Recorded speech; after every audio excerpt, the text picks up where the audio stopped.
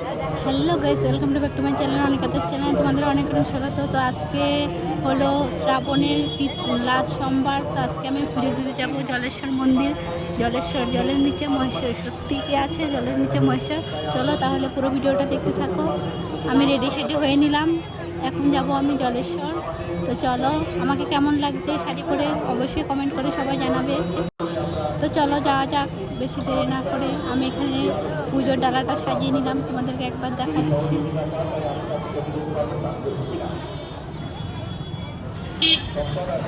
তো ফাইনালি চলে আসলাম আমরা জলেশ্বর মন্দিরে।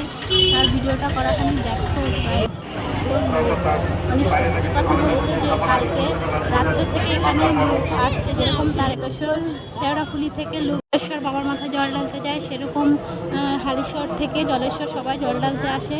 তো দেখো জলের নিচে মহেশ্বর আছে আছে বলেই এত ভক্তরা আসে। হ্যাঁ, বাবা ভক্তদের মনের আশা পূরণ করে বলেই ভক্তরা হাজার হাজার ভক্তরা আসে। তো সত্যি জলের নিচে মহেশ্বর আছে। তো আমি আজকে ফাইনালি পুজো দিতে চলে আসলাম।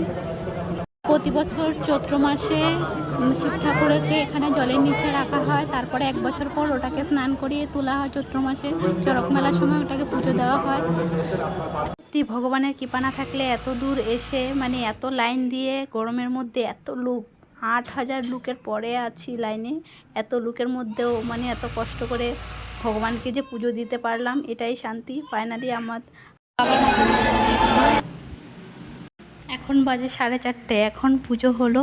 তো সেই বিকাল ভিডিওটা এই পর্যন্ত শেষ করলাম। ভালো লাগলে অবশ্যই লাইক কমেন্ট শেয়ার করে দেবে। আরও নতুন নতুন ভিডিও পেতে সবাই সাপোর্ট করবে। সবাই ভালো থাকবে। হর হর মহাদেব।